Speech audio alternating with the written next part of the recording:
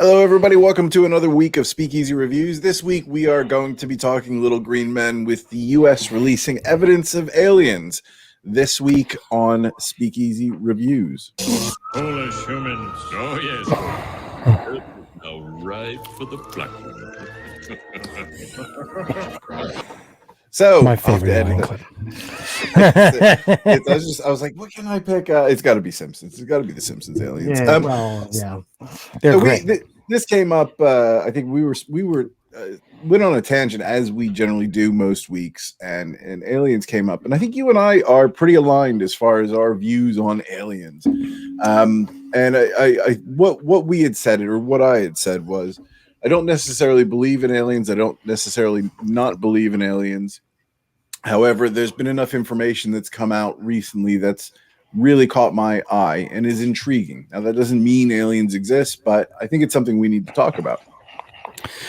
Yeah, I mean, what could be more important than the ultimate question? I mean, that's really why aliens, I think, captivate so many, right? Regardless of exactly what format they're presented in, it's a shadow or a reflection of the ultimate question, which is, who are we? What is the nature of existence?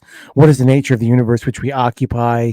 It's, one side of that question. If you're asking, are we alone? And finally, if there's someone else out there, then certainly, just as one obvious example, world religions really have to reevaluate their view of the world. And this is something I think that's changed. I don't know if you would view this the same way in our lifetime, because when I was, let's say, when I was younger, the view would have been aliens don't exist. It's just implausible. And then sometime around high school, or maybe even after high school, there was a bit of a change in sort of academia where academics would now say, well, yeah, it's implausible that there wouldn't be aliens, given what we know about the universe, how expansive it is, and how likely there is, for life being on other planets. And I think that was the impetus to now change that narrative a little bit from aliens don't exist to aliens likely do exist, or life. Sorry, not aliens. Let's forget that word for a second. But life exists on other planets. Now, that's not classified as, little green men. What do they call them? Extraterrestrial. The slang for aliens. What do they call them? Whites, or no, that's not right. That's totally wrong direction. I can't remember what it was called, but there's actually a terminology for aliens, and it's the terminology that explains the big heads. They're sort of triangular in shape with the big black eyes. I forget what they're called, but I think there's an understanding now that there probably is some sort of life out there beyond this planet. We know that there's life that's living in inhospitable places on this planet, so it stands to reason that it does exist, but to what degree? And I think this report is not questioning whether there's life elsewhere, but whether there's life that is far more advanced or as intelligent, or has intelligence. I don't know that I completely agree with your characterization. Maybe you didn't grow up in a household with a parent who was interested in the topic, so that may be part of it. But I mean, alien stuff, certainly. I mean, I remember watching, and you and I have discussed this, and I'm a longtime fan of the old show, Unsolved Mysteries, and they certainly great show, yeah. And they had segments about alien life on there, certainly, and that was airing in the 80s, like right from the jump when that show first came on. Yeah. Onto the air. And before that, there was a show called in the 70s, In Search Of, which frequently discussed the possibility of extraterrestrial life. And actually, in the last few years, I've become very interested in Mars, just as a subject, and what we know about Mars and what's interesting about it. But one of the things, I was actually watching a documentary the other day that I did not really truly grasp was how widespread the belief was. As recently as, say, the 1950s, even, and not in an ironic or, winking or, fanciful way, but just the genuine belief that there were, in fact, people living on Mars. Really? Yes. And that's Really? because of observations that were made by an astronomer who took a deep interest in Mars. I'm sorry, I don't remember the gentleman's name. You've heard, I'm sure, about the theories about canals on Mars, which is an old thing that people thought. It's because when you look at it, there are lines, But I mean, that was like he was recording these observations and he was writing down what he thought he saw. Yeah. In other words, all kinds of evidence of an advanced civilization, and it became more or less accepted that that. And then the question was, well, is it an active civilization? Maybe it's the ruins of something that something happened to, but it was not like really. There were plenty of people among the cognoscenti, let's say, who absolutely believed that there was some level of civilization, not just life, but civilization on Mars. And that an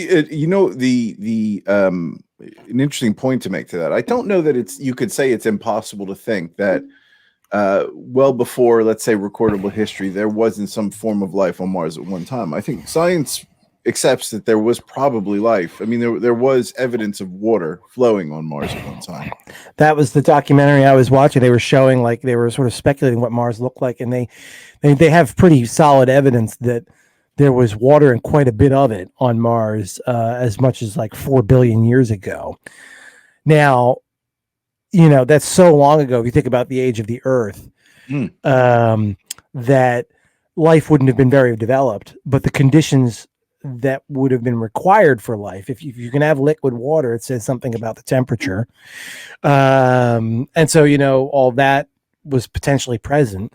So yeah, that there would be, and it would be very primitive type life, but that there was like bacteria level life on Mars at one time, with that much water flowing around and the temperature being, it seems at least plausible. I fell asleep in the middle of the documentary, so I can't really go any further. But you are a father, and that does happen. Yes. Yeah, I wasn't that fussed. I mean, Mars has always been fascinating to me anyway, and I follow very much all of the images, the drone that's on Mars right now, following the story of it being up and running and moving around, and right. But recently I saw, and there's a film that we may need to come back to in case this topic does have a bit of popularity, and I guess I was first reintroduced to, let's say, alien life on this planet with the recent documentary about the gentleman who worked at Area 51. And he was interviewed by Joe Rogan. And then I ran across this gentleman, which I shared with you, David Fravor. Now, this sort of synchronizes a bit because recently, well, as of, I think it was supposed to be the 3rd, and I think there's going to be some information released, and there's already been a lot of video released about military sightings of actual phenomena in the air that are unexplainable. Now, I'm intrigued by this, not because of the images themselves, but of the accounts of the pilots who are, experienced observers who are making observations that I don't understand and I can't qualify. I mean, what are your views on those videos that have been released, or the evidence or the possibility? Well, I got reinterested in the topic. I mean, I grew up, as I said, just to give people a little background, with it was something that was a frequent, if not exactly topic of discussion. We would watch, like anything that was put on TV about aliens and the possibility of aliens was fodder for my, let's say late, tween years, like 9, 10, 11, 12, 13. Yeah. And then I kind of lost interest because, it just seemed like always the same thing, right? Always the same thing. It was, we saw lights in the sky, either vague descriptions of lights in the sky and people talking about that, or, very fantastical stories about, probing and kidnapping and everything. But of course, all based on the word of some person that, it was completely unverifiable. But my wife has been interested because of this congressional report that's been coming up, and the military has been forced to speak out. And I have an article up from the Associated Press here, which apparently some of the details of the report have been leaked. That's what happened most recently. But unsurprisingly, it's going to basically say, well, they're called unidentified aerial phenomenon for a reason, because we can't say what they are, right? We don't know. Yeah. So, in general, I will say, to answer your question, in looking at the 3 things that seem to have garnered the most interest, and in particular, I think what are they called? The Go Fast video. There's the Go Fast. So there's 2 different major instances that have come out. One of which is 2004, and that's associated with David Fravor. And 60 Minutes, I think last week, did a story on UAPs. And Fravor and Lieutenant Dietrich, I might be getting the rank wrong, but Dietrich, the pilot who was observing the maneuvers Fravor was taking against the quote Tic Tac. They have a video of that, and I think that is FLIR video, which is sort of the something laser infrared radar Right. image. Although I think one thing that the 60 Minutes report does, and a lot of people have done, is they've elided it a little bit, meaning that Fravor's story is that he and Dietrich and that they saw this thing. The video of the thing that they don't have any video of what they saw at the time they saw it. It's the video is from the following day, where where they're similar type, but go on. The other one was from the Nimitz, I believe, which was again the Go Fast, and they call it the Go Fast video because you hear these Navy pilots just astounded by the way this thing is quote moving according to them along the ground, and there's a gimbal camera that is following that, and then they also have again FLIR video of this, and they're viewing this through the lens of the camera, but also through eyewitness as well. And this is it's and the thing I will say is even Fravor and Dietrich and I forget the name of the other gentleman who was the pilot of the Nimitz. They aren't necessarily saying little green men, and I think even David Fravor on multiple occasions says, let's get rid of the alien, species thing out of the equation.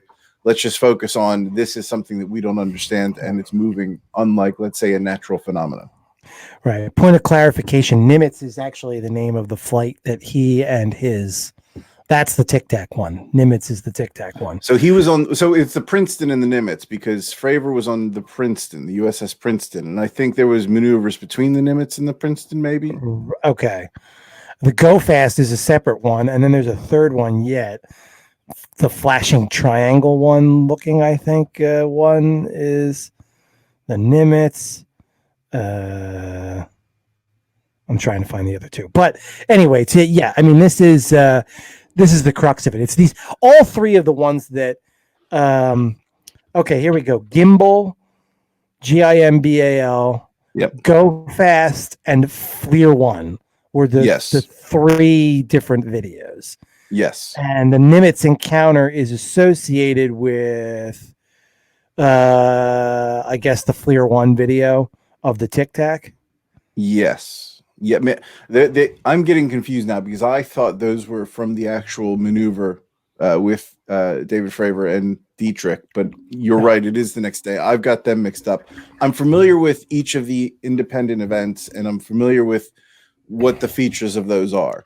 But they're all intriguing in themselves, and it's interesting to hear the accounts from the pilots as well, which I think are equally as compelling. Well, I think that the accounts I think really the only one that I find compelling is the one with Fravor and Dietrich, because of the accounts of pilots. The others, I mean, really seem to have, like, the videos themselves, I think are singularly unimpressive. Not that they don't show something, but they're grainy renderings of infrared camera work. And there's a great article which I shared with you prior to us recording on this. Yes, I actually have that here too. I read that by Andrew Dreyer from May 29th. Just went by in the San Diego Union Tribune. And what he's doing is he's interviewing people who are practiced skeptics. In fact, my father, in the last years of his life, he used to be a subscriber to that Skeptic magazine, and I gave him I renewed it for him because they would address stuff like this. And I think it's important to bring that rigor of scientific mind to these kinds of questions, because listen, I like science fiction. I think you and I both like, and I think all bright people enjoy thinking about these kinds of issues and questions. And it's certainly more fun to think there is something out there than space is just empty, cold, and void of anything. And that we're just floating around on a rock doomed to extinction, basically The Walking Dead. I mean, really, that's not a lot of fun. What is a lot of fun is to think that, there's all kinds of habitable worlds out there. Humanity, a few generations from now, could be planet hopping. Our future may not be on Earth. It may be someplace else. There might be the Star Trek, the Federation of Planets is only just around the bend, all that would be wonderful. But I, that's building a lot of castles in the air. As far as these videos themselves are concerned, I mean, the excitement once makes you want to believe. But when you look at the yeah. videos, you have to evaluate them with some level of skepticism. And it's not that they don't show something, but I don't see how anybody could look at any three of the three ones that we just kind of ticked off and seem to be the focus of the report that's going to be put before Congress. Yeah. The FLIR, the Go, The gimbal and the Go the Fast. gimbal, Yeah. the gimbal and the Go Fast. All three of those. I don't see anything in any one of them that anyone could look at. I'm not saying there's nothing there or it's not filming something, but what is anybody's guess? It's the article you sent was interesting because it had me looking into Mick West, who is apparently is a famous skeptic. Debunker is I guess his official job title if you were to fill something out on his W-2. Yeah. And it was interesting because he listed sort of his views on all of and he believed they were all explainable. And he is a very intelligent guy. I really liked Mick West because I ended up watching YouTube videos of him talking about the phenomenon. And then when I watched the interview, and I watched this about 4 or 5 times, this section, because they actually, David Fravor, who was the pilot, who was the only pilot who's been documented to be in maneuvers with, quote, the Tic Tac. He was actually asked his opinion of these as well. And a lot of, they went through all of his debunking, and it wasn't detailed enough for me. And I don't know if David Fravor couldn't go into detail because maybe it's classified or how the mechanisms work or not something that you want to advertise. But he went through it and he said, I don't understand how people can make a judgment about equipment that they don't work with regularly. And he started to go through and explain why. Well, the equipment we're using, he mentioned something about flares from a jet engine, and that's what they're seeing. And David Fravor is saying, well, the people recording this are seeing it, and actually that's not how this system works. And it just made me kind of go back and forth because Mick West is a very intelligent guy, but he doesn't work on this stuff. And David Fravor, who went down and categorically said, yeah, that's not right, that's not right, that's not right, really backs up your point that a smart guy like Mick West can dig through those videos and come up with reasons that may or may not be correct. But at the end of the day, unless you're speaking with an expert on radar or in FLIR video or whatever, they're just grainy images at the end of the day. And I think the account of the pilots is that little bit more compelling because they are trained observers. Yeah, and then of course the problem is the only one who really, I mean, I guess Dietrich saw a little bit of it, but it's really she saw the David. whole thing. So the way it unfolded, and I've listened to the story about 10 times now because I listened to it and then I listened to read about what Mick West wrote, and I spent like an hour going back and forth between the debunking and the accounting. So they were going out on a mission. And what ended up happening was they were like, okay, you're not going on a mission.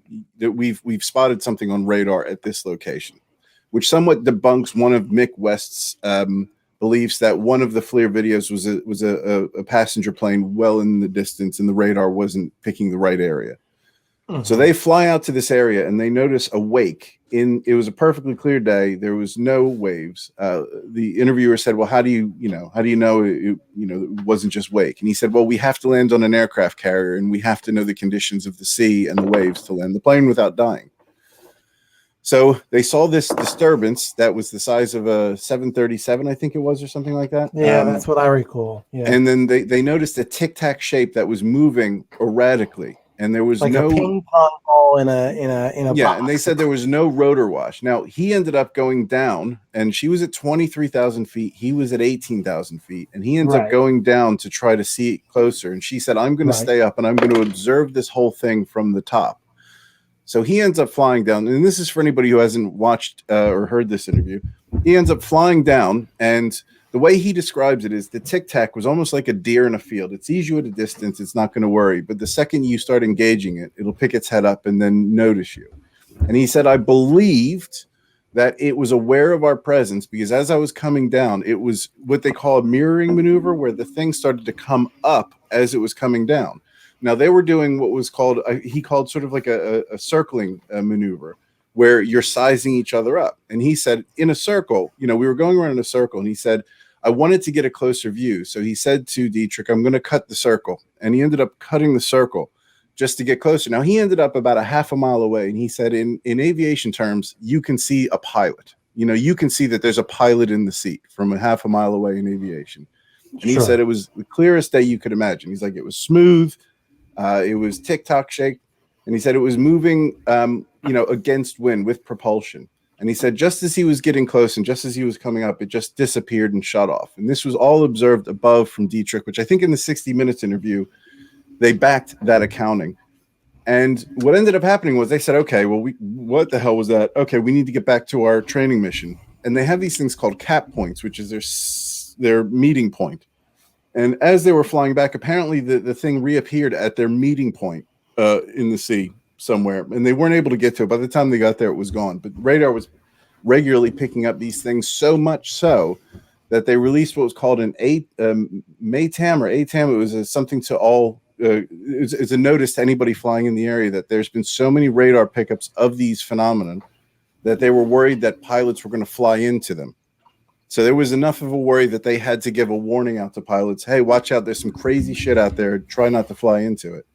And that was a compelling accounting of it.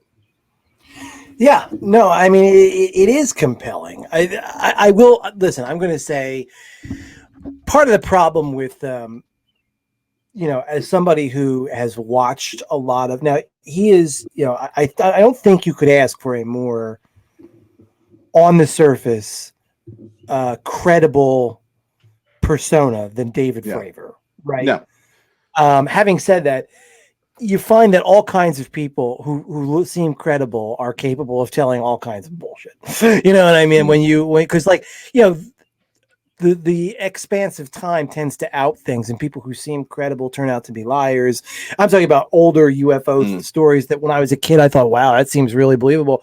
Like I remember one in particular, you were saying that like, hey, right off the bat, one thing that makes these people feel credible is that they're saying, listen, we're taking aliens off the table. That's not what we're talking about. We just saw exactly what the thing is called, an unidentified aerial phenomenon. We have no idea what its source is. We're not making any claims for other worlds. Well, I remember watching a case years ago where two very credible middle-aged ladies who, just seem like people who were just regular people, not, given to any kind of flights of fancy, lived long, responsible lives, claimed to have seen these ships and had, it gave them radiation burns, and it was some weird conical shaped object. And they said the exact same thing in the interview. We don't believe in little green men. We think it must be some kind of experimental aircraft. Well, it comes out later. Like there was a lot about them. Like, as time went on, there was a lot that came out to sort of show that they were in cahoots with one another. They somehow cooked this up. They enjoyed the media exposure, and on we go. And I've noticed that with David, for a guy who, he's on the internet a lot.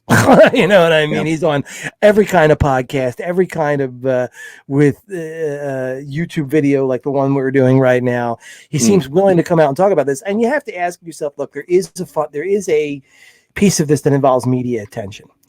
And, what does he gain from that? I mean, really, because like there's plenty of evidence for people who will make something up in order to get attention. There's precious little evidence that aliens have ever visited here. So, if I'm weighing the scales of which one's more likely, I have to go with A. Now, of course, he's saying, well, I don't know that it's aliens. It could be anything.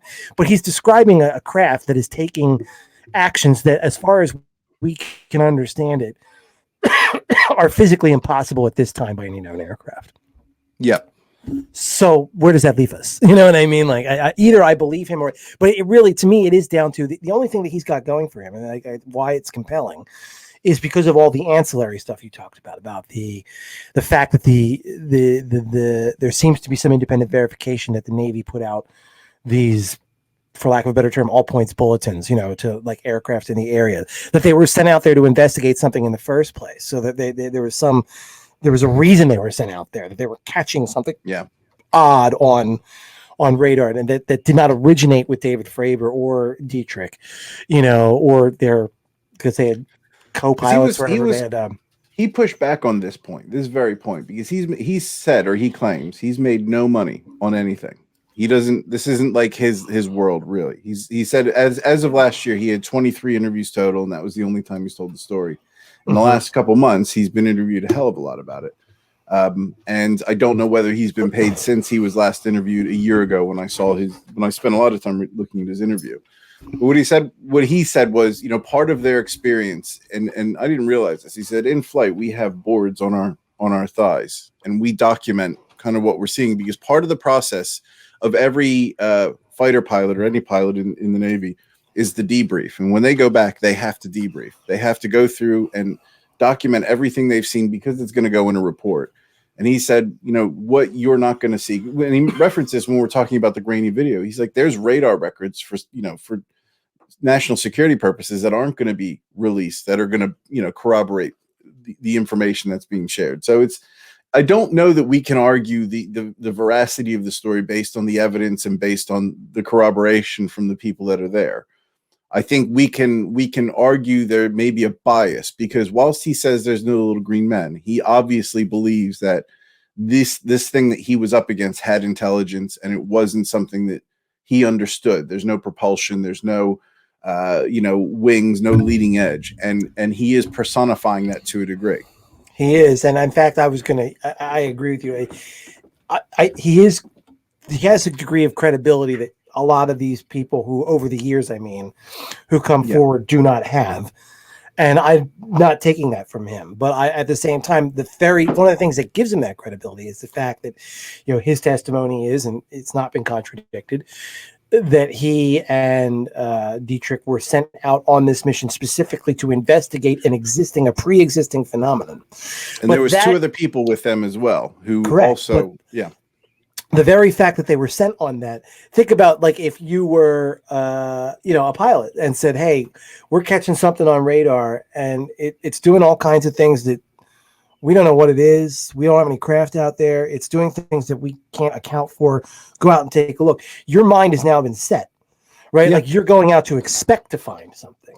And so you have to kind of take that into account as well, I think. Well, I don't know. I don't think that's so. The reason I would push back a bit on that is there's a thing the radar picked up. So yes, they're going out to find something. And one of the reasons Dietrich was speaking out, and David Fravor was talking about this on a recent interview, is I think the impression I got is she was a bit aggrieved that no one told them about these things, that they were going up in the air, that they were going to be encountering these things. And she feels the reason she's speaking out, she feels the U.S. government hasn't, didn't prepare them or didn't give them notice of something that they already knew existed. I think she felt a bit sort of hard done by, going in the air, flying these planes for them, not being, let in on the intel that there's shit going on. Yeah, I think she referred to the idea in 60 Minutes that even in the moment she felt the vulnerability of, because they were sent there without any weaponry. So if this thing had been a hostile alien, right? Yeah, thing could have been whatever it was, whether it was a hostile alien or a hostile, foreign government, and that didn't want to be caught or cited, could have fired at them, could have discharged weaponry at them, and they had no method of defense. Which, I understand that. Again, I certainly have no reason or evidence to attack their credibility, other than just general patterns of human behavior tell me that it's not even always about the money. Some people just enjoy attention. It's the notoriety, 100%. Yeah. Yeah. Munchausen syndrome is a real thing, So, and there's plenty of documented evidence of that kind of behavior. There's very shaky evidence for the true verifiable existence of, even if we're not talking about alien aircraft, of aircraft. Based on the description he's given, you'd have to say that the technology operating this Tic Tac shaped object would be how many years advanced from where the top known technology that we have is. Like, if you take the top known technology to be, say, the space shuttle or whatever that can go out into outer space, but it does not fly without propulsion at the speeds described, at the altitude described, in directions that are illogical the way it's described. It's not clear that what was even being described by David Fravor, thank you, was, think about, like, what he described, as I recall, he described it as something like watching a ping pong ball moving, like, how, like, when they pull the lottery balls? Yeah, it was moving around in like, at random. Well, to make a an object do that in normal air, the size of a 747, it defies what we think we know anyway about physics. It doesn't, well, so because there was Lou Alessandro, because I think it's not so much that it defies physics, it defies what we know. So I don't think the way the radar describes it, it was doing things that we're not capable of doing. I don't think anything it's done has defied the laws of physics. So the radar has clocked these phenomenon hundreds. I don't know how many. I think the one gentleman on 60 Minutes said that he saw these every day, and these were regular occurrences. And there's a lot of radar log highlighting the speed with which it's going up and down and moving around. The issue isn't the physics issue; it's the fact that there's a propulsion system, because it has to have a propulsion system if this is a thing. It needs to have some sort of movement, and it's if it's moving with purpose.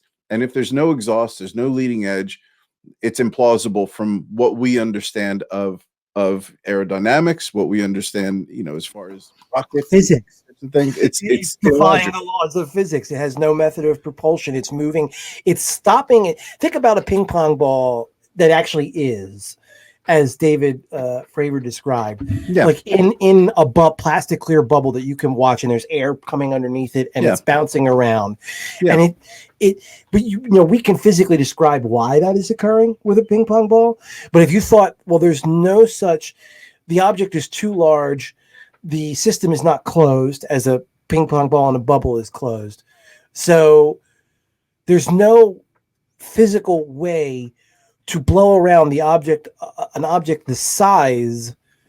In other words, it's not just a question of scale. It's not just like, well, it's just exactly like a ping pong ball. It's just that it's bigger, and it's a bigger, the bubble's bigger, the object's bigger, but otherwise the forces operating are identical. No, it's describing this thing taking, in order to replicate the motion of a ping pong ball in that circumstance with an object as large as it, you'd be talking about something that has some level of propulsion, because that's what David Fravor says he saw, being able to stop on a dime and change directions at random. There's no. I think 600 G's was quoted. These machines can pull, according to.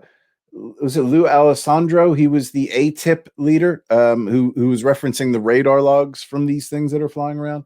And I think that's part of the reason why David Fravor said that, he's coming out, and why the other guy's coming out is David Fravor had the benefit of being able to speak about it, because his story was leaked from 2004, before, like 3 years ago, this was leaked, and it was public forum at that stage. Right. So this was the first one that was leaked out, and there's a lot more that are a lot of more stories that I think we're going to hear about.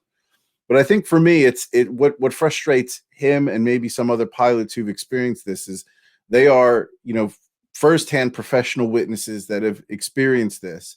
And the fact that they're seeing what is, personal incredulity aside from you and I, is something they've seen, they don't understand, and they can't quantify. It's a thing. They're professional witnesses, yet nothing's being done. And I think the one Navy pilot, and I can't remember his name, on 60 Minutes was saying, if these things are here, why are, if there was like a Chinese flag on the side, we'd be going apeshit trying to figure out what it is. But because there's not, we're just going, you might run into these things up there. It's so bad that we're going to put a warning out to all pilots, but we're not going to spend any any money investing in these things. Well, then let me go back, because that's the point I was kind of more moving towards, is that the technology that's being described, if it indeed is technology, if this is not some kind of weird natural phenomenon that but rather is like a built and constructed thing, it's describing technology that is so far advanced of anything that we have, it can't really belong to another government. I kind of tend to agree. I think it's the Tribune article that makes that, or I think it's his name in it, that one government can be a little bit ahead of another, but it can't be like, when you start, because we're talking about the human collection of all governments here. So the United States has some really advanced stuff. Is it possible that there is somebody else somewhere with something more advanced, but they're not going to have something that's 100 years more advanced, or 150 or 200 years more advanced? They're going to have something that 5, 10. I mean, what's the outer one could imagine before it becomes absurd? Yeah. I'm sorry, you're probably getting a lot of background noise because I've got a little boy. Oh, you're not? Okay. No. I can hear. It's not noticeable, really. Well, I hear something in the background. Yes, that's my son. Let him rock out. Let him have fun. For sure. But what my point here is, and like I said this to my wife, is so let's assume for a second that it is a real phenomenon, that it is what it appears to be, which puts the technology 100 years, or, well, I mean, a very substantial number of years ahead of where we are, such that it becomes extremely unlikely that there's a government, because how many other governments even have the money and the funding to, match the United States? It becomes very unlikely that it's the product of another human civilization, which means it's probably, therefore, I understand why ufologists, get excited, because then what's left? I mean, the only answer left is if it's the product of something, a phenomenon that we, I mean, you're now down to just imagination. It's either alien, or, I mean, I suppose you could start going into, it is human technology, but somehow it's human technology that's managed to find a way to travel back to the past, stuff like that. But like, assuming it's alien technology, and this is the end point of the argument, and this is why I'm not as bothered by the United States. If the United States military is really on the regular seeing things and verifies it and knows it, that this is, wow, this can't be from here, and it's alien, and it's that far ahead of us, what are we going to do about it? Nothing. We can't do a thing about it. So it almost becomes uninteresting in the sense, like, there's what good would telling anyone do? Just panic them. So let me change the perspective, because the one of the interviews I read was with Lex Friedman, who is I don't know if he's a professor. He's at MIT. He studies. I don't think he's a professor, but he studies artificial intelligence, and he's fascinated by these things. Why he had David Fravor on, so he does have some biases. He finds it interesting, but he's looking at it from an academic standpoint. So the military, and David Fravor even said, "What are you going to do? Just go up there with a net and try to grab these things?" Because there was reports of a bubble in the air with a square that a plane almost crashed into, and they actually had to report it as a near miss. So he's saying, "What are you going to do? You're going to catch it? You just try to stay away from it." But from an academic side, if, let's say, it's not the military that's running into these things, let's say that it's people at MIT running an experiment in the Hadron Collider, and they're noticing these crazy things that don't, conform to science. Now, from his perspective, he's saying, if there's something observable that we've seen that is not understandable from an academic standpoint, that opens up some doors. If there's something solid that could do something, if we have some evidence of this, surely we want to investigate this, and we want to put resource into it, because it opens up a whole nother world of possibility from a physics perspective. Well, I agree. Let me ask you that. Was that Hadron's Collider example yours? Or is that what the MIT professor? I just said that out of nowhere. He didn't say because that. I thought it was an interesting comparison, because there's a material difference, right? One is still a controlled environment that has been built by human hands, constructed by human, and if you produce a phenomenon in that environment, that is highly unexplained, of course you're going to study it. Well, the problem here is that, like, you can't, as David, to his credit, as David Fravor said, you can't catch one of these things. You're not going to collect any hard evidence to study. All you can do is go up and chase it. Well, they have hard evidence, though, and this is part of the problem that they're saying is there's a lot of data out there that's not being collected. So one of the problems that academia has is when you look at, let's say, military contracts, and this was one of the fascinating things from one of the interviews I picked up.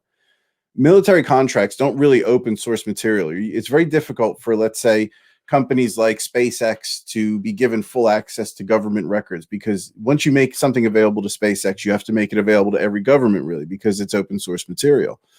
And from the perspective of, let's say, an MIT professor, so let's say it's not the Hadron Collider. Let's say there's some group of physicists that are on a boat in the middle of the Atlantic who are studying some sort of phenomenon with sea gas. I don't even know if that's a thing. And they happen to witness these actions. Their view on the information that they're getting is going to be markedly different than the U.S. government, who's saying, well, we can't do anything, move on. Whereas MIT professors, or MIT, I don't know what to call them, Christ, but people who work at MIT, people that are academics, professionals. Well, they're professors at MIT. Oh, they are professors. Yeah. So they're gonna, they're going to want to, really dig into this. They're going to want to put resource into it. And I think the issue is not so much, and this is why I think you've the likes of David Fravor saying, please don't think about this as aliens, because I think his greater issue is, what the hell is this? And why are we not trying to answer that question? I think that's the overarching issue as to why Marco Rubio wanted to release this report, because there's a potential threat there. So there's a lot of things here I think that I can understand, and I'm not saying this is aliens. I'm saying I think there's something that's worth putting resource in and investigating, even just for protection purposes. Well, I think what I'm saying, Sean, though, is, and I understand. I don't know that the military, this is their thinking, but if it were, I could forgive them, because, just follow the line of, take what we know. All right. There's unidentified aerial phenomenon. Right. The unidentified aerial phenomenon that's been reported by pilots, to the extent that we're worried about crashing into it. We're worried about crashing into it, and the extent that it's believable, it's describing things that, especially in the David Fravor case, but in most of these cases, what's fascinating and interesting about it is describing things that are beyond any known technology that we have, or that it's likely that any of our, because that's the virtue of being America, right? It's funny how Guyana is never discovering these things, right? It's always America, right? Because we have and this is why private corporations aren't discovering these things, because private corporations do not have access to fleets of fighter jets that could go up in the air and see this type of stuff. There's right? a lot of countries with these. Even I think Argentina is actually their government has hired a debunker, so to speak, to go in because of the frequency of these appearances to them, to try to disprove or debunk these, so that they can sort of filter out what is legit and what isn't. Right. But my point is, by the virtue of sitting at the top of the pyramid here, is you have a pretty good idea of the state of the art in terms of, aerial technology. You can quickly identify that if what these people are describing, your pilots who are going up there, and you don't have a reason to doubt them, if what they're describing is real, that it's not being produced by you, that, not only that, but what they're describing is so far advanced that it can't really be, you already have presumptively counterintelligence operations running against Russia and China. It's not like you're going to say, oh, well, we better start spying on them now. You're already spying on them. Of course you are. Of course, they're never going to admit that, but of course they are. And they're spying on us. So the bottom line is that, if the thing is real, you have I'm confident the United States has a pretty good idea, not only of what it has and does not have, but also what China and Russia and the other usual suspects have and do not have. Right. And so if, again, following the line of logic, if your pilots are describing something that's real, you kind of know that it's not yours. You know that for sure. You're pretty sure it's not anybody else's. And now, where does that lead you? It leads you to one of two things: a natural phenomenon, but a natural phenomenons would be, because the variations between them are enough that it's hard to, it's not like every time everyone goes up, they describe more or less the same thing. Then you could put them all into a pile and investigate. There's these differences that make it like, well, each individual instance is its own kind of thing to some degree. And at the end of the day, if it is what they say it is, and it's not ours, and it's not anybody else's, the only answers become spectacular, and that's fine. But it's also, there's nothing to be done about it. If aliens with technology of that level choose to hang out in our airspace and buzz our pilots, we can't do a thing about it. No. And and what good? You're not going to be able to study it because if take the David Fravor story, he tried to get close, the thing disappeared. If they're that good that they can be out there in the sky buzzing our pilots, they're also not going to submit to any examination by us. So what's to be done? There's nothing to be done. So and that was the direction I was thinking. And then when I heard Lex Friedman talking about it, from an academic standpoint, they were referencing SpaceX as an example. So for years, the U.S. government depended on Russia to send their astronauts into space. There was no way that we could get, affordably get somebody up into space. Going to space is very expensive. And the problem that I guess they identified was the U.S. government. There's so much bureaucracy. It really does prevent progress in science. And you have somebody like Elon Musk with unlimited resources coming in, and in half the time and in half the budget, creating a rocket that can take Americans up into space and doing it for half the price, because he's like, no, there's a way we can do this and reuse them. They don't have to go in the water and get all, because apparently if the booster drops into the water, it gets somewhat ruined because of the salt water. Sure. Elon Musk said, no. And what David Fravor was saying about this, which I thought was interesting. It's like, because of this, because there's private enterprise out there, there's universities out there that can investigate these things without bureaucracy. They're going to get different results than many times what the government comes up with. And I think the idea being, so we're saying the government is the best we can do as far as learning more about what these phenomena are. This, and I think this is why we're seeing a lot of people coming out and talking about it. And I agree with that. I mean, if there's information out, we want to get our best and brightest just seeing what this is, because I think there's a there. What is it? Is it natural? Is it some sort of light anomaly that radar is calling a physical thing? I don't know. Well, and it's interesting because I think that there's nothing preventing an Elon Musk or anybody else, with lots of money and resources from sending up his own planes and investigating and searching for this stuff. Nothing at all. The radar it's the radar, I think, is what people want, because the radar has that's the thing that I find intriguing. What, is radar proprietary to the United States government? Yeah, it's classified. The radar data they have of these anomalies. No, but you could send up your own planes with your own radar looking for it. I mean, if that's what Elon Musk or any other super rich dude wants to do with his money, they can do it. Nothing's stopping them. The fact that they're not tells me that they don't see any value in it either. Because once you got up there and you found something, now what? So what? So do they not find value in this because this isn't something that's within the last 2 years has only become, well, even in the last year or in the last 6 months has become somewhat common knowledge? Well, I don't think, I mean, it's been common. First of all, David Fravor's video, as you pointed out, that's one of the things I was kind of like, oh, it's from 2004. It's 17 years old. The story is not happened in 2000. I think he said it was leaked 3 years ago. The video was leaked on YouTube, and he had no idea how it got out 3 years ago. Well, it's because of that guy, right, from the 60 Minutes thing, who was some undersecretary of defense under Clinton and Bush, who was a private citizen. He managed to get that information declassified and then was able to request it and get it leaked once he was out of the Defense Department. But, to me, we've been seeing videos like these. Like, I agree. Like, again, I'll go back to that article from the San Diego Union Tribune and the skeptic, and I'm sorry, thank you, Mick West, who was interviewed. I mean, the first thing he says is, "There's nothing." I'm going to read it. There's nothing new here. It's the same grainy videos we're used to seeing. Exactly so. Yeah. That's, you know what I mean. Like, I was really hearing about all this. My wife I hadn't been paying attention to like alien theories in many years. It just wasn't a topic that held my interest, to be perfectly honest.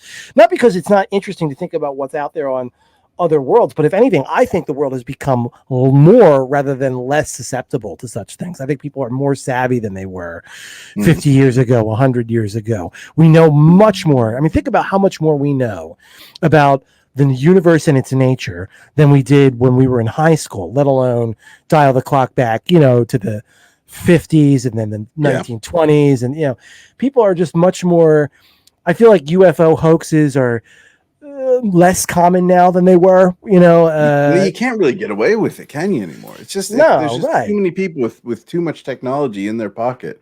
Right. You can't get away with it. Stuff is sophisticated. People are sophisticated. So, I mean, to me, it had all kind of lost a lot of its, like, the more we know, the more we recognize that we're not being buzzed. And it never really made any sense. The idea that, people were traveling light years across galaxies to come here, and then what? Like, kidnap some couple, 3 or 4 drunks from the forest on a camping trip and probe them. Like, for what possible reason? I don't know anybody that there was only one story, and somebody who's watching this, please put it in the comments. There was one person, I think, who sued the U.S. government, and they were one of the people who was, I don't know if it was at Roswell or it was at a location where a sighting had happened. They had gone out there and they ended up getting suffering from radiation burns, which isn't a UFO thing necessarily. There's technology on this planet that can give you radiation, but because the sighting or the instance was classified, they never treated or they never compensated the person who had radiation issues throughout their life,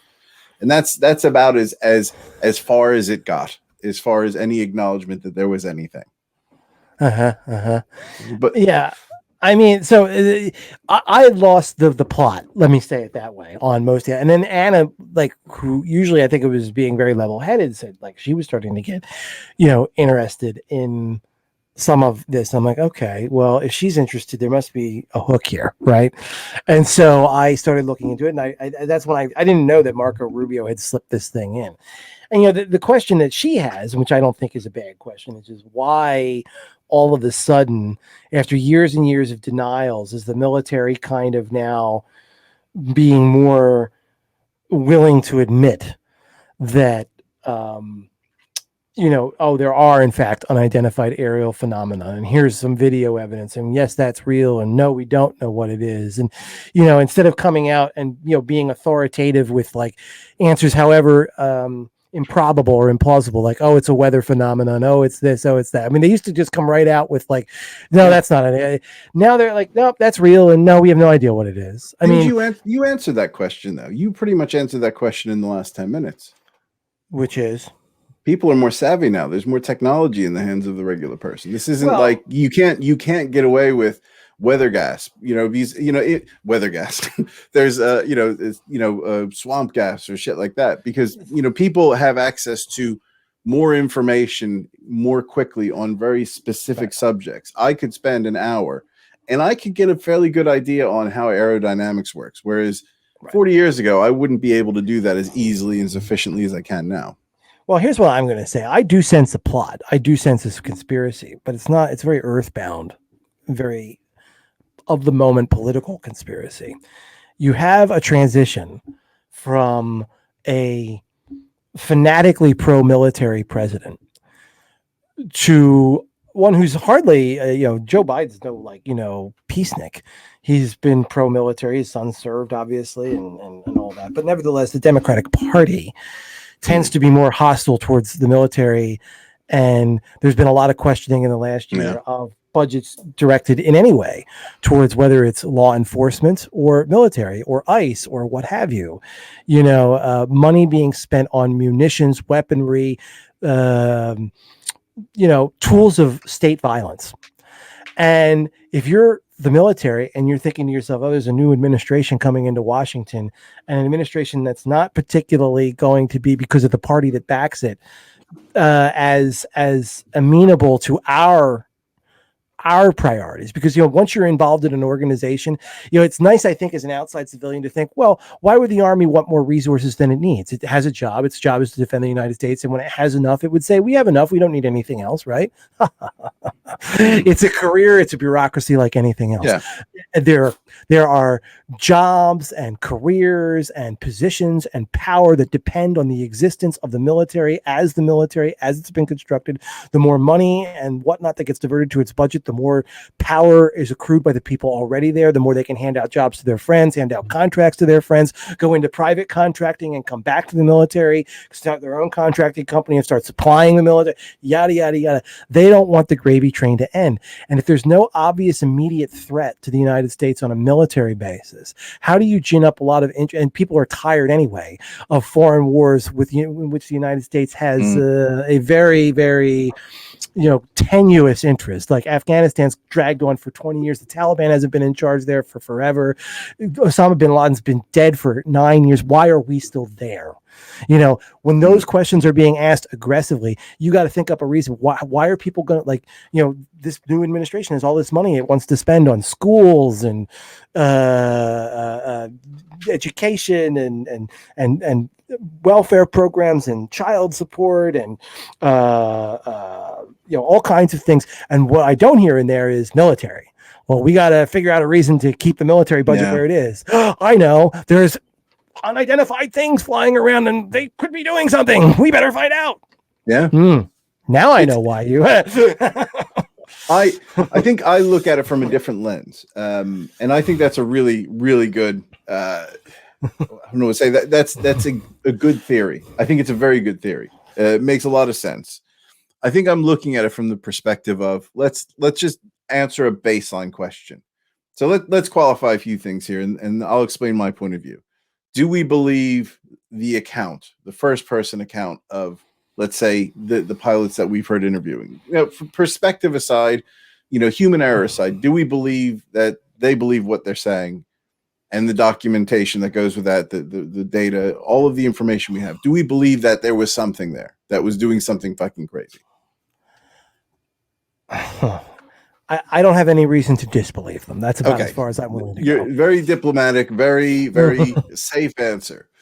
And from my perspective, it's not so much for me it's okay. So that opens up, from and I'm not an academic, but I think from an academic's perspective, when they look at it, it opens up possibilities that, okay, maybe we don't have those physical limits in mind. I think I read something, for instance, was it Einstein's theory of what was it? The Special hadron. theory of relativity. The theory was it maybe not quite what we thought it was. In the Hadron Collider, there was something that came out this week about some of Einstein's theories, or one of Einstein's theories may not be quite fully correct. And there's things that we're learning through evidence that, yeah, okay, we're having a better understanding of the universe. And this, to me, if let's say that all of these accounts, this body of evidence, points to something that we don't have any understanding of, if it's physical things moving in specific ways, and it doesn't mean it's UFOs, and it doesn't even mean it's things, it could just be a natural phenomenon that we're not aware of. Yeah, this is interesting. This is interesting. What's that? Yeah, because you said that, I'm now looking now. There's apparently the theory of space time is being questioned. My goodness. All right. There's things out there that to me, I think warrant, resource and time to be able to look at, okay, well, what does this mean? This means that, is there a way that we can move around time and space without having to have a reactive sort of push-pull system like a rocket? But I think part of the problem here, Sean, is like, what resources would you dedicate to the eyewitness testimony of a couple of pilots from 17 years ago? Well, you give people the opportunity. You even highlighted that.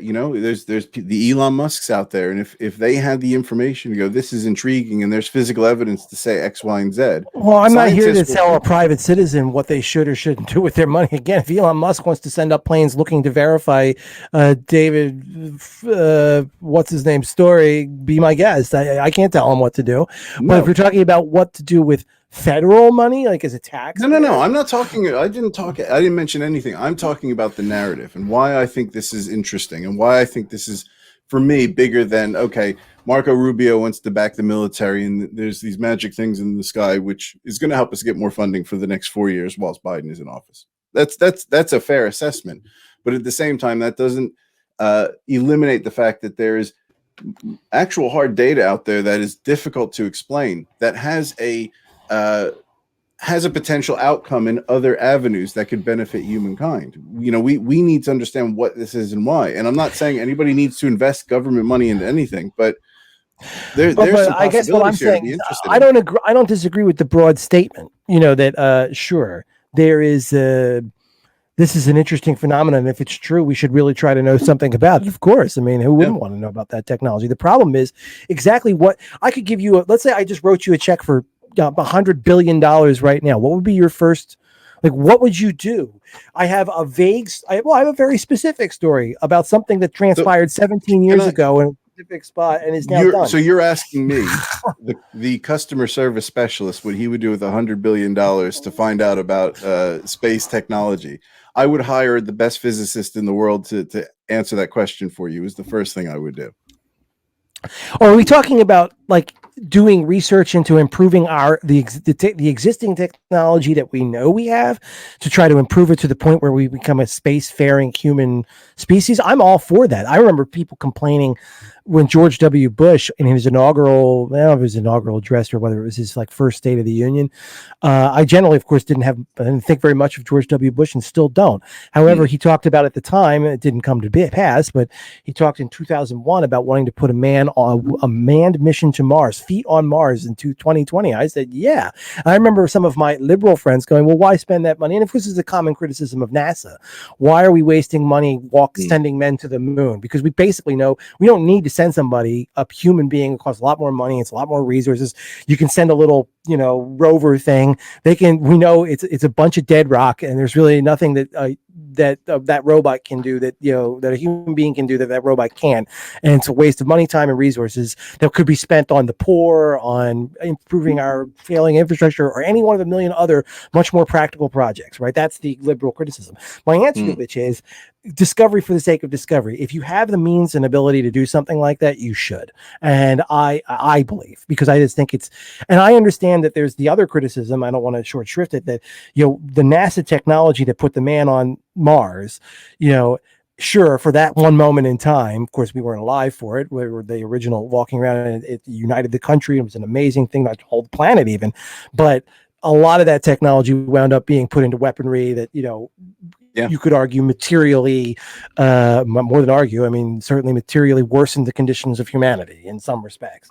Having said that, and you could make the same, like, that's why, if you go to Mars, that's what it's really about. It's not about having people walk around on Mars. It's a way to, advance research that's going to be turned around and used by people against people.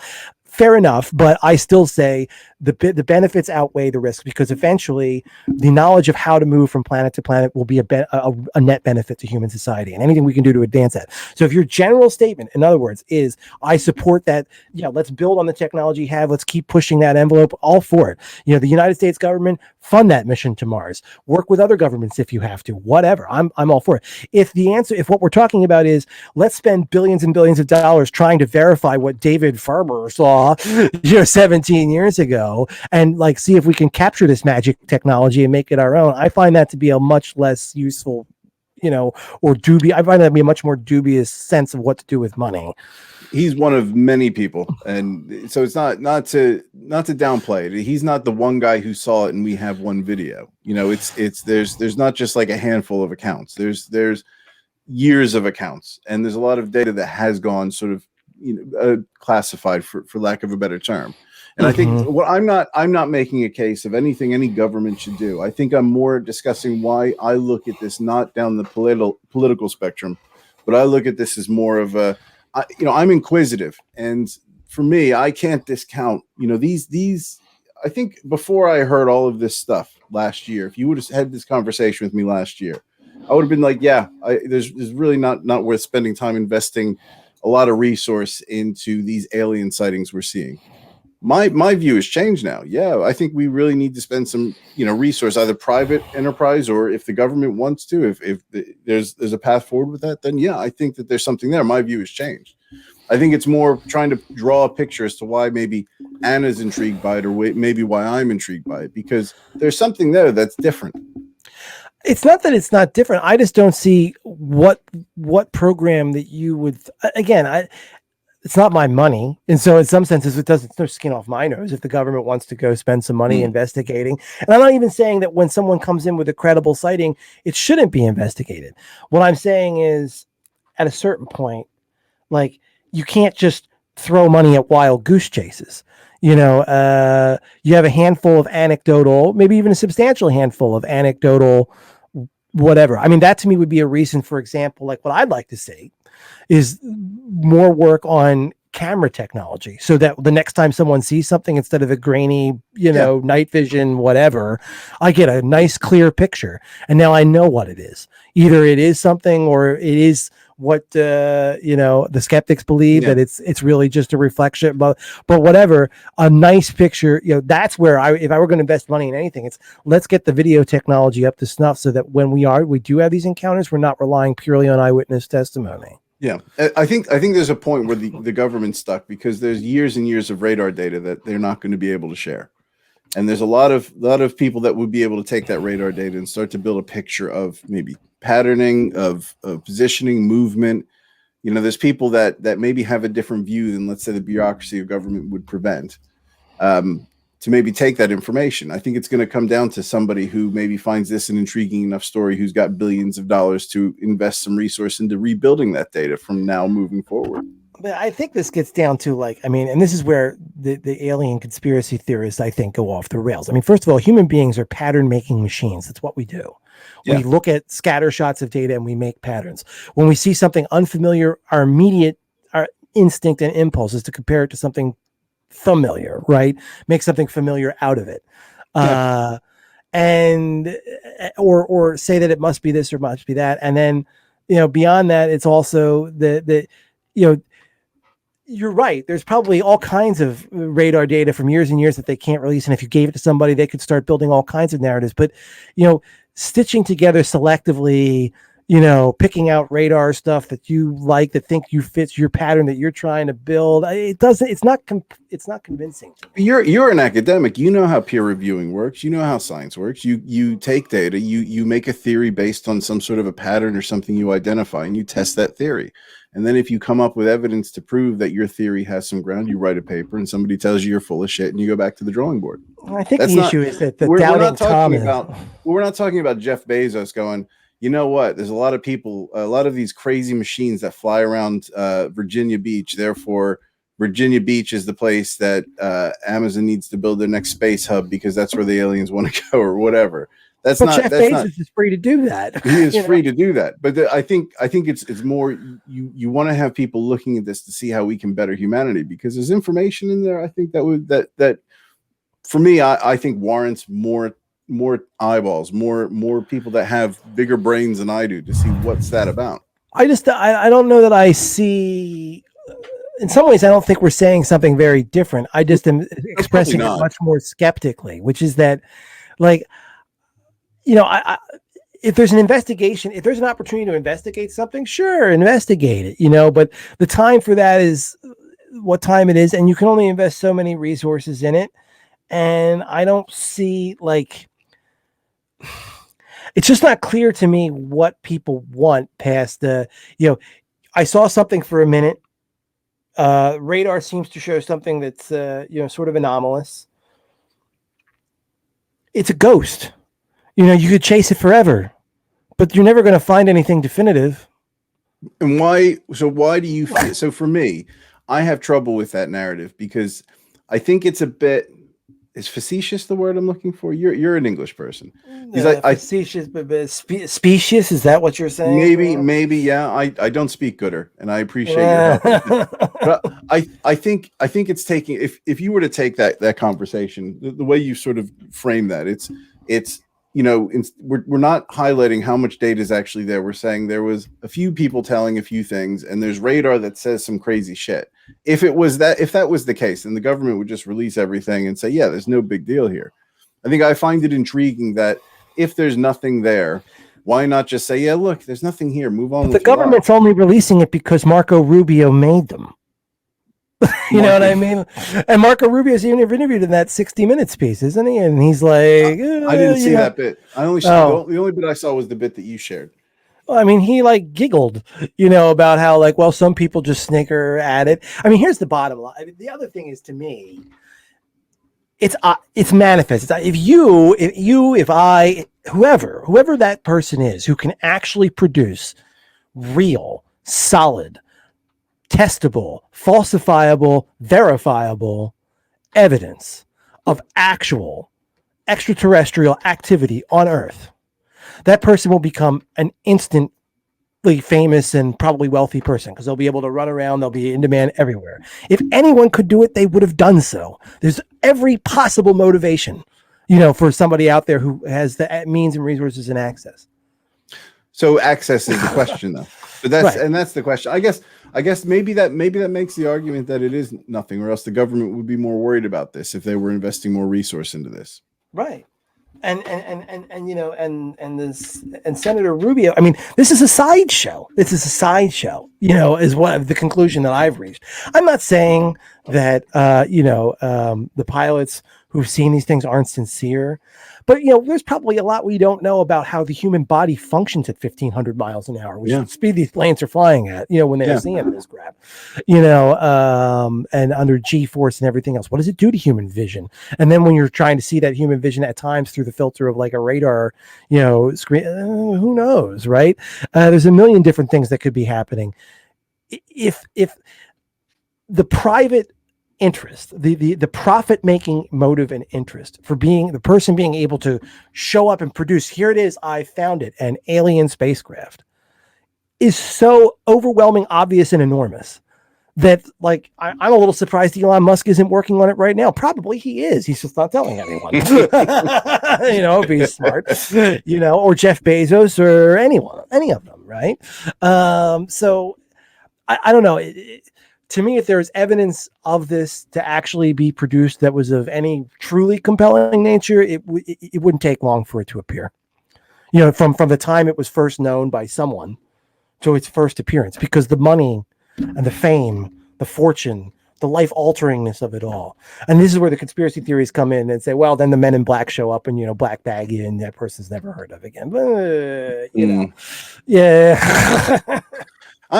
It's a difficult one for me because I really have trouble getting past some like what I've heard as far as, just the what ifs for me. And I'm not somebody who is conspiratorial by nature. If anybody, I really like Mick West. I like what he was doing, and I like debunkers more than I like conspiracy theorists.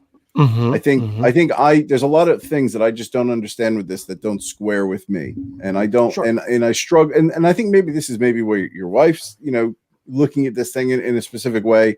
It doesn't make sense, because if let's say the baseline stuff that we've heard is the case, and if let's say they had sightings of things that were so frequent and so crazy that they had to put warnings out to airmen, and there was pilots seeing these things every day for a year when they went up in the air. For me, it just there's a lot of questions that are unanswered that I have trouble just sort of filing away as a sideshow. For the record, my wife thinks it's China. China. China. She's not a Trumper, but she thinks it's China, because that's an interesting thought. Like there's a government out there that has been able to manifest technology that is unfathomable to, let's say, one of the second richest nation in the world. I guess China would be the richest, wouldn't it? Well, I think the U.S. is the richest nation in the world. Is the U.S. the richest? I mean, when you consider now, of course, how much debt and all that, and how much of it is China, richest countries. But I mean, listen, China's in the fast lane, in the passing lane, and is zipping away. Well, let's see. GDP per capita actually says Norway is the richest country in the world, but I don't know that that's how you would measure that.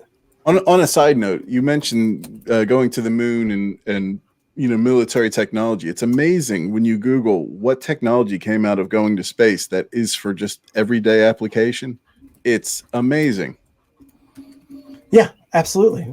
Tang for solar cells, water purification. Space pen. I think how many kids got the space pen for graduation or confirmation? Oflex, air scrubbers, freeze drying, portable cordless vacuums, enriched baby food, temper foam, shock absorbers for buildings, firefighting equipment, fire resistant reinforcement, landmine removal, which is a military function. It's just it's crazy. Aircraft anti-icing. Yeah, I think this if anything, it goes to show out how investment in NASA, whilst it probably did bolster the military, I think probably had a greater net benefit on mankind and the economy. Here you go. The United States, the ranking of countries by ratio of total wealth to gross domestic product. 2017 to 2019 by the World Bank. The United States number one at 4.945. I assume that's in trillions. And China was at 4.4.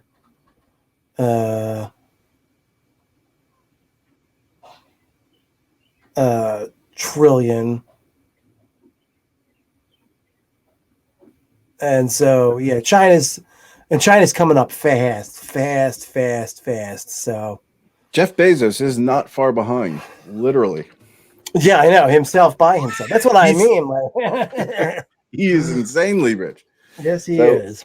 So I really enjoyed having this conversation because I think I tend to be a bit of a daydreamer. I am a skeptic, but this is one of the few times where I've seen an issue that I'm like, I really want to know more. I'm intrigued, and I think it's good for me. I mean, listen, I watched all the stuff. It's good for me. It's good for me to have that measured view, that second opinion coming in. I think your cynicism is healthy, and I think it's needed. And I think for me, I really like some of those your viewpoint on. And that's something that I'm going to walk away with as well is, what does that mean for the government? This excitement in the military. Yes, we're going to have to reinvest in the Navy and the Air Force to be able to investigate what's going on, because of course, all this money from the left-wing liberal Democrats is going to be spent on poor people and education now and all this. You're talking. and was the U.S. was it per capita as far as We're worried military? about poverty when we're ignoring the real threat, Mm. Neptunians. You'll as soon as we have a fuel-free gravitational propulsion system, you are going to be changing your tune, my friend. Well, that is true. That is true. We'll have to. Listen, We'll have to at some point do the Bob Lazar documentary because I am a hell of a lot more skeptical about that one. Oh, I actually looked at renting that one, but I was like, well, we were going to talk about this, so I'll stick to that. But we should do the Bob Lazar document. I mean, listen, nobody would be more fascinated. I read lots and lots about exoplanets and planets in our own solar system and just thinking about the nature of space and what it even is. I mean, all of that's endlessly and deeply fascinating. And wouldn't it be, I mean, I remember being made fun of in grade school. Well, of course, I was dumb enough to say it out loud, that I thought, wouldn't it be great to be the first person, like, we were talking about somehow, like, what would a great future be? Like, the first person to set foot on Mars, just walking around looking at that place. And of course, what came next. But, I mean, like, that kind of world is amazing, and to think about the expansion of what we really know about the universe and what the universe is and our place in it and all that is endlessly fascinating. Yeah. I, however, just don't think the answer is either that these pilots are all telling us the God's honest truth. They are seeing something. And at this stage of the development of our situation, we are so far from being able to do a single thing about it that it will never remain anything other than a shadow, like a ghost scene in Gone Again, and leaving only the trail of suggestion, speculation, whatever. Or they're not seeing it in the first place. But those are really the only two options, like right now. My only theory, if you were to put a gun to my head and say, what do you think? My rational side and my normal side says we don't know what the hell it is. End of. It's not aliens. We don't even know to even bring in the word aliens. We don't know enough to say this is aliens. This is not. Right. But the one thing that I find interesting with this whole thing is the sea seems to be a central part of it, and the sea is largely unexplored, and the sea is so expansive we haven't seen it. And one of the stories that I heard investigating this made me think, if I were put a gun to my head and say, I need you to theorize what it is, if this thing is a thing, and it could be something that is from the sea that we don't know about, if there is a thing. And the reason I say that is, we have the David Fravor story saying that there was a wake and there was something in the sea, and then they found this Tic Tac. David Fravor was approached by a military helicopter pilot, and what his job was to lift torpedoes. They have these test torpedoes they drop in the water for training, and then they would have to go get them, and they would push a button, and the torpedo would come to the surface and become buoyant, and they'd come and pick it up. And this helicopter pilot highlighted two experiences in that area, in sort of the Atlantic near Virginia, where he lowered they lowered a swimmer down on this helicopter to pick up something, and in lowering it down, they saw this mass come up, and he pulled this swimmer up, and then they pulled away, and the mass went back down. The second time they went to go pick up a torpedo, again, same thing, lower the swimmer down, saw this mass come up, and then pulled the swimmer back up, and the mass actually sucked the torpedo down. And that was a story that they gave to David Fravor. And there's a lot of these stories that you hear from pilots where these things are going in and out of water, and that's sort of a popular thing. And what if it's something that is not an alien, not like a ship, but some sort of a piece of matter or some sort of a thing we're not aware of that lives in the sea? What if it is something that has a consciousness, that is living? Or it's some other kind of unidentified weird phenomenon that, who knows what goes out in the Pacific Ocean. That's what I mean. I mean, it doesn't even have to be. I mean, it could just be like an organism of some sort that we've never seen, and something that doesn't want to be seen, that can move fast enough to avoid being seen. There's the thing. One of the last point I want to make, David Fravor said, if it was an alien, they probably got reamed out for being caught that day. They have the technology to stay out and to stay away. They can go that fast and be that elusive. But if you were to put a gun to my head, I would say it may be, if it was anything, I wouldn't think alien. I think it would be something from the sea. That would be me. It's hard. If you put a gun to my head, what do I think it was? It's an interesting question. I don't have any reason to disbelieve David Fravor or his counterpart, Lieutenant Dietrich. Right? I really don't. And I mean, I don't know any reason why they should be doubted or discounted. And so I don't want to, certainly he's served more honorably his country than I have. So I'm not going to sit here and disparage him. Having said that, I don't see, as compelling and interesting as his story is, I don't see. I just can't answer the question. I think is really put a gun to my head. I guess I'd have to say pull the trigger, because the answer is I don't know, and that is the only answer I can give that I feel comfortable with. Yeah. Well, we'll see what comes out in the coming months. And to anybody who's watched this, please do let us know what you want us to talk about next. We do have one subscriber. Thanks, Bill or Joe or Sally or whomever you are for subscribing. But please do subscribe. We're just cutting our teeth here. So if there's anything you can think that you want us to talk about, please let us know. Andrew, thank you again this week. Really enjoyed that. This is good. Conversation. I think this is good. We should continue in this vein. Yes. Well, we'll decide what's going to be happening next week, but and I think we will be looking to go live at some point in the near future. So we'll keep you posted on that, and hopefully we'll get some new viewers through our live broadcast. So anyway, till next week, thank you so much. My name's Sean, and Dixon, thanks so much, mate. No, always a pleasure. Take care, everybody. Bye.